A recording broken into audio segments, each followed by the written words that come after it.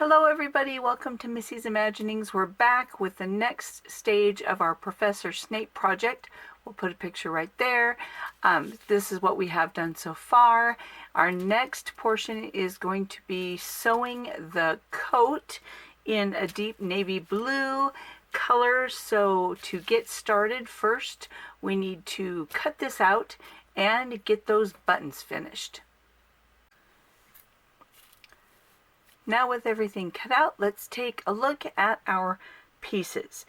So in this coat, I did mention earlier when we looked over all the fabric choices, I wanted to add a little bit of pizzazz to this dark blue coat, not to take away from what it should look like, but to just put those hidden little touches in it that I wanted to do.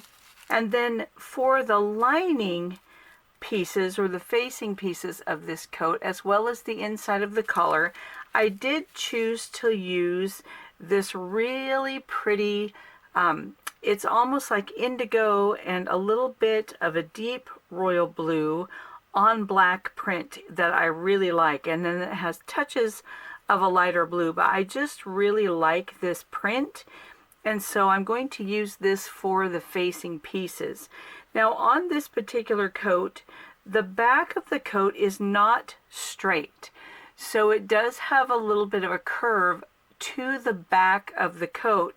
So this back facing, rather than being just a whole piece with a straight center line in the back, I made it in two pieces because this line is slightly curved.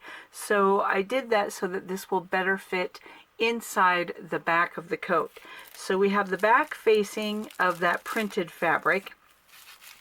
Then the collar piece will be dark blue, navy on the outside, but it will also have that real pretty print for the inside of the collar.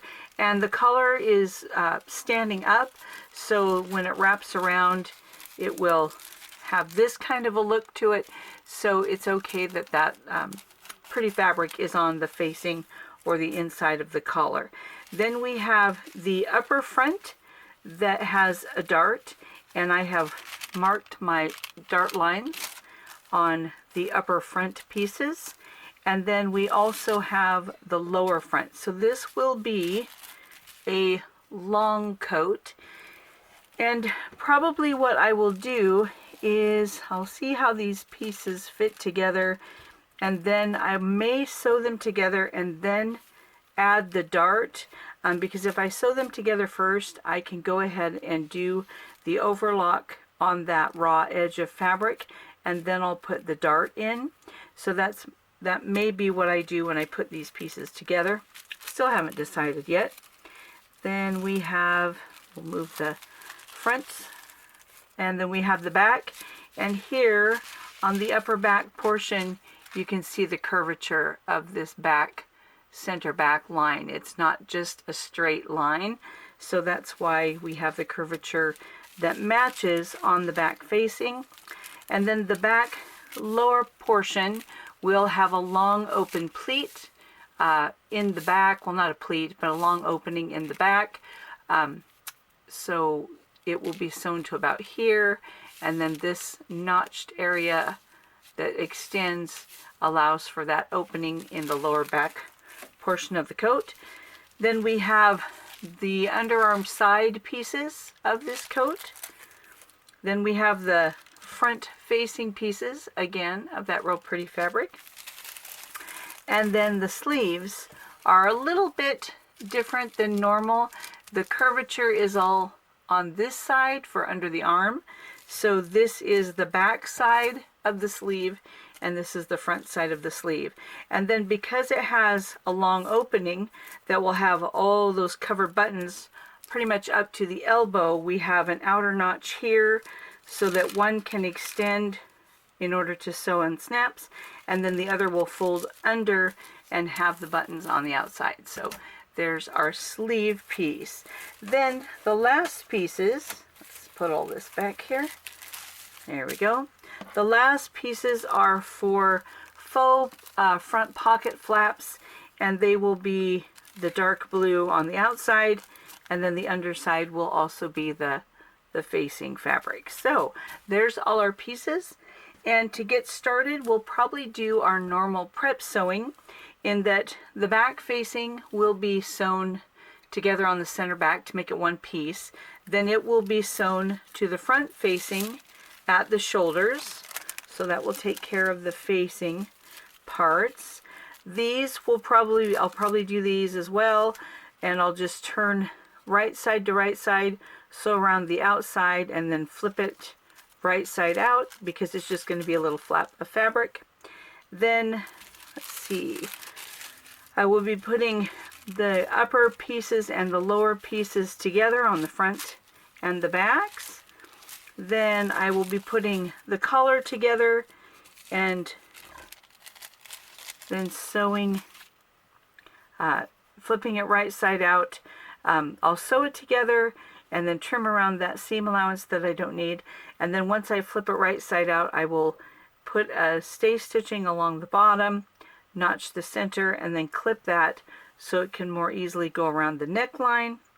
So a lot of that is pretty standard steps that we normally always do on any kind of a shirt or coat here on the channel. So there's a little bit more detail that we just gave in sewing together the shirt. A lot of this is going to be very, very similar. So when we get all that done, we'll come back and look at how we're going to put the front and the sides and the back together, because that's the part that will be a little bit different on this coat, as well as the way we're going to finish the center back of the coat and that kind of thing, so you can see how those will be finished. So here we go. We're starting our adventure. Just a quick little note on some of these pieces that have different curves as they're sewn together. When you flip this around, the curves now, one goes up and one goes down. So in order to get that to line up correctly, I just feed one side into the machine, and then as I'm sewing, gently bring that down to match. It's a really short seam, so I don't worry about pinning a seam that's going to be that short. So we're just going to pop it in the machine like this, and I'm going to sink my needle, take a few stitches in back tack. There we go. And now it's still together till about here where my thumbnail is. So I'm going to sew right till about there. Then I'll stop and gently bring this other edge down to match. And then back tack at the end. And it's as simple as that. So it just kind of allows for those curves to fit together a little bit better. And I do that on a lot of pieces that have curves. Rather than try to pin it and match it, I just kind of sew it along, and then it fits together really nice like that. Here's a look at what we've done so far. So we have the front pieces all assembled with the dart in place on both of those pieces. And there we go. So there's the front pieces. Then we have the back pieces assembled, and I did do an overlock stitch along that edge that's going to be part of the opening, so I did that on both sides. Then on the sleeves are hemmed, and then they also have the overlock stitch on the edge of the opening, and they won't have a cuff, so this will end up just being turned in on each side, on one side for the buttons, and then the other side will have the back of the snap. So that side will be inside the sleeve opening, but it will be finished so that when it's put together, all the edges will be finished, and then one side will be folded over with the buttons on it to connect like this. So, but then if it does open, then this edge of the fabric is not raw fabric. I haven't yet basted over the top of the shoulder and underarm yet. That I'll do when I'm ready to put the sleeves into the coat. Then the collar is done. Whoo, look out. The collar is done, and I have snipped the edge there, notched the center back, and the facing is done. There we go. The seams are just pressed open because they will be hidden inside and they won't really show. And then I have overlocked the outside edge so that that edge is all finished, because that edge will show. So then this one I didn't notch because there's actually a seam there, as well as on the back of the coat. I'm not going to need to notch it because it actually will have a back seam. So since this facing is done, there we go, get it out of the way for now, get these out of the way. My next step is I'm going to take the front pieces and I'm going to sew the side piece onto the front piece, so it will be sewn here, and then I will overlock that seam so that it will be nice and finished on the inside, just like I did on these seams here, so there's no raw edges inside the coat that will show. Then I'll put the fronts to the backs at the shoulder, and then it will be time to go ahead and put in the collar and the facing. So that will be my next order of business. It's going to be done pretty much exactly the same way as when we did the shirt, so you can check out that video if you want more detail on how to put the collar and the facing in. Basically, once these are put together at the shoulder, just like the facing is, then I'm going to sandwich the collar between the right sides of the coat and the right side of the facing. So once I have it laid out, we'll take a look at it real quick, but it's going to be exactly the same steps as putting together the shirt, so we don't need to go into a lot of detail on that part. The main difference right here that we're looking at is that there's going to be a side piece put in on the underarm of the coat that will go the full length of the coat. So I'm going to sew that to each of the fronts and then put my shoulders in. So there we go. There's our next steps. I forgot to mention, before I can put the shoulders together, I did put the back together at the center back, and then where the notch is, I sewed all the way down, then on the angle, here we'll turn it like when you're sewing, so down to the angle, and only sew here. I did not sew this together. Then when you open it up on the right side, one side is folded to have the folded edge of the fabric, and then the other side that lays inside so that it has something to overlap has that finished overlock on the edge of the fabric. So that's what the back of the coat looks like when it has the opening in the back. So the slit in the back that's open and finished, and that's how that notch works here. And then when you press it, you just lay it to one side. And then you can, if you want to, anchor this here by sewing again, so it will have a seam right here, which I haven't done yet, but I just wanted to show how that lays first.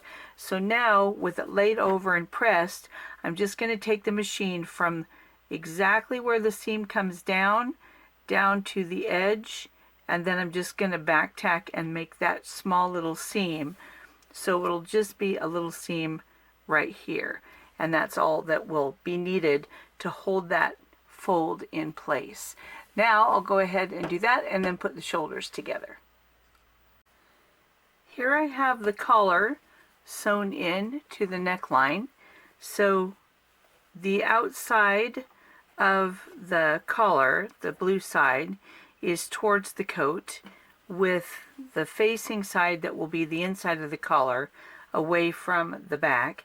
Now I'm going to sandwich the collar between the right side of the coat and the right side of the facing. So we'll get that all pinned in, and then we'll sew up the front, around the neckline, down the other front, just like we did on the shirt. Here is what we have finished so far on the coat. So we have the front done with the side panel sewn to that, and we have the collar in, and there's what the back looks like, and then the facing is all inside, which I love the look of this facing. I just think it looks great.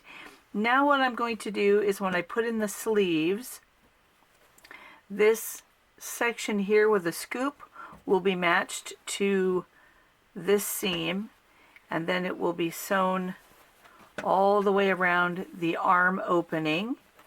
So it will be all sewn here to here, and then once the sleeves are sewn onto the coat, then I will start at, here we'll fold this in here, okay, so once the sleeves are sewn in, I will sew probably about here, about a 3/4 inch down from the notch, and I'll go up, and then I'll go up to the underarm and then down the side, because then this will turn, and it'll be, when we turn it right side out, it'll be just like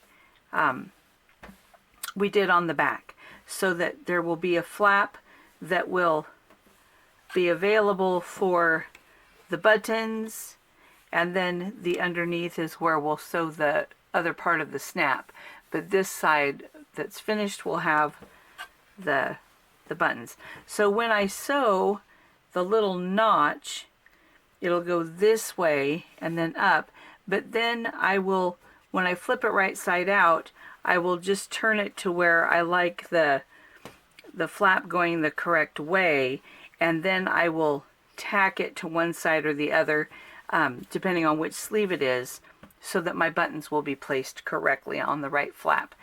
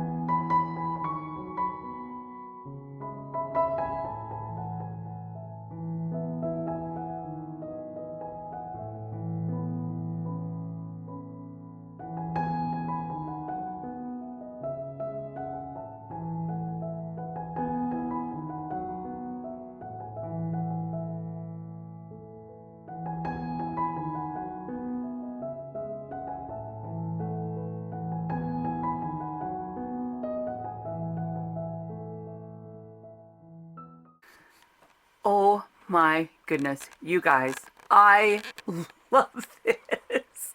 I absolutely love this. I am so excited with how it turned out. Oh my goodness, I absolutely love it. Okay, so there are a few things that I would probably adjust if for some reason I were to make Professor Snape's coat again. The sleeves are a little full, so I would narrow the sleeve just a little bit, because it is pretty full right here. So if that were a little more narrow, I think that would be good. I didn't do it yet because I just wanted to place all the snaps on the closure to make sure that it would shut and everything would fit, but I would probably do that. The other thing is, in the back, it does look pretty full, and it has to do with the side piece, which I would also reduce a little bit and give a little more shape at the waist and then let it flare out. The last thing is, I found that I did have to adjust the hem because it's longer in the back, which I had planned, but I had forgotten about the whole side piece thing, and so I kind of had to angle it down as I was putting it together. And then oh, there's the closure there. And so yeah, so I would probably make this more narrow and then take off the block, because it did come down, and then make a block, because I forgot to narrow it from the side and then angle it down. So that change I'll need to add. But other than that, I really do like how it fits. This bulge here is kind of because the doll stand is under there. So it's a little bit more full in the back. A lot of it has to do with this piece, which I would make, like I say, more narrow, and narrow the sleeves a little bit. I may even bring the collar together a little bit more, but I wanted to have room for the cravat, which will be, you know, like the scarf tie, like an ascot kind of. So I wanted to have enough room there. And so, yeah, so I did put the buttons up on the collar, and then the buttons down the front, and then of course on both sleeves, and there they are there. And then the faux pocket flaps here are just sewn on. They also have that lining, which I love the facing fabric. I just think it suits the character, and because whatever feelings you might have towards Professor Snape, that's totally fine. But I do think he was a classy dresser. So there we go. So this is the outfit. The wig I have is just a fur wig that I made. It does have more layers, but I'll go ahead and put a photo here that is the actual costume. I think it's on display in one of the places that has like the Harry Potter set, and it's one of my favorites. And if you can tell in the photo, it has more of a layered haircut. So this one, he's got a little rooster tail, but that's why I went ahead and went with this fur wig option, since I have the fur to make this, because I wanted more of the layered look rather than the all one length look. And it was verified in that photo that was one of the looks that Professor Snape had at one time, and so that's why I wanted this one, because that is my favorite haircut. I don't remember which movie had that haircut, but that one was my favorite. So there we go. There is his outfit thus far. The trousers here have that kind of distressed look, which I like. To me, it just kind of makes them look older, like fabric that's been worn a while. So I do like that fabric as the choice for his trousers. So the last thing we need to do is the academic cloak and the cravat, which will be in our next video. So thanks so much for coming along. I hope you've enjoyed this project so far. And yeah, we'll see you in the next one. Bye.